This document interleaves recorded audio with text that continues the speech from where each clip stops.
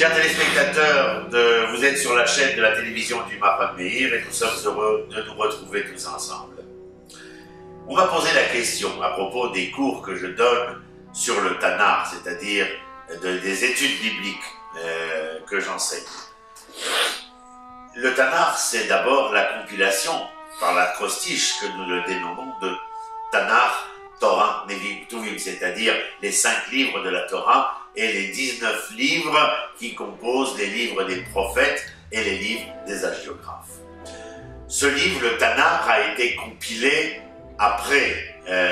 la chute du Second Temple et il nous sert, bien entendu, de référent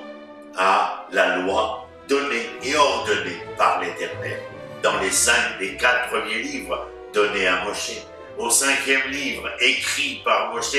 pour Yoshua et le peuple lors de la rentrée en Eretz Israël, les prophètes et les rois sont témoins de l'histoire, mais surtout de la philosophie de l'histoire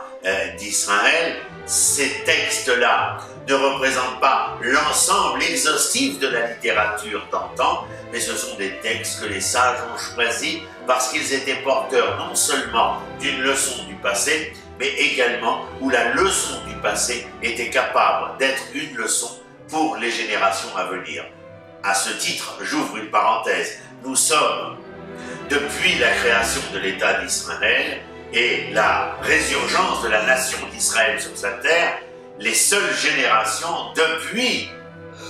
des siècles et des siècles à pouvoir enfin enseigner et pour nos étudiants à étudier le texte tanakhique, le texte biblique, en y trouvant des occurrences les plus concrètes dans le quotidien de notre vécu.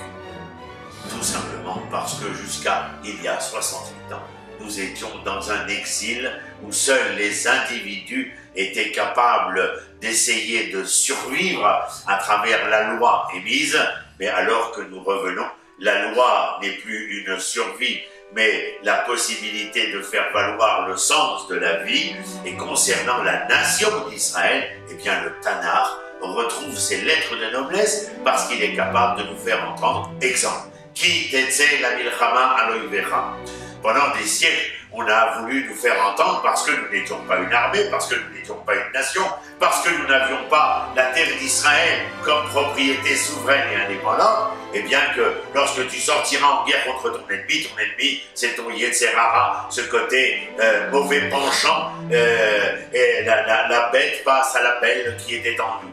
Mais lorsque nous y revenons, eh bien nous voilà face à face à une réalité. Car les guerres d'Israël sont redevenues une réalité. Et qui t'enseigne la milchama aloïvecha, lorsque tu sortiras en guerre contre ton ennemi.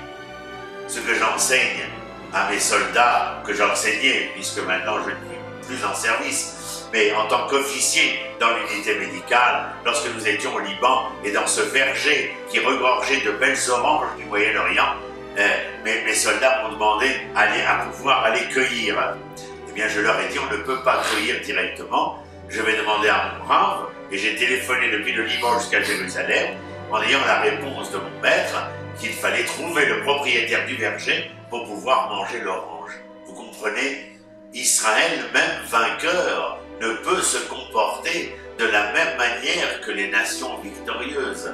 De la même manière que le Tanakh nous permet d'essayer de comprendre et d'entendre nos comportements, nos manières d'être, notre attitude, et puis surtout, depuis Bereshit, qui est le premier livre, jusqu'au 24e livre, qui est Divrei Hayamim, les Chroniques 2, eh bien le sujet concerne la révélation du projet de la création, c'est-à-dire l'affirmation d'Israël comme moyen vecteur de la réalisation du projet divin, qui est de révéler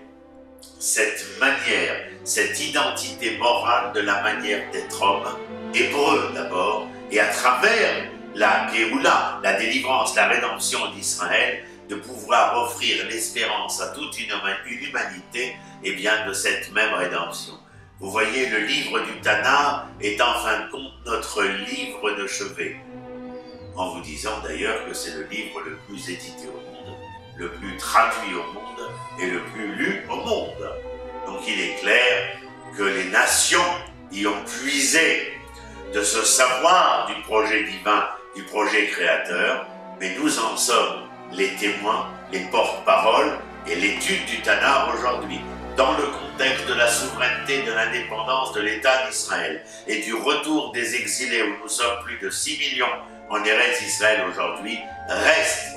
le plus petit livre, mais le plus grand ouvrage jamais écrit dans l'histoire des hommes et dont Israël se sert afin de retrouver l'hébreu qui se cache dans le juif que nous fûmes pendant 19 siècles. À très bientôt.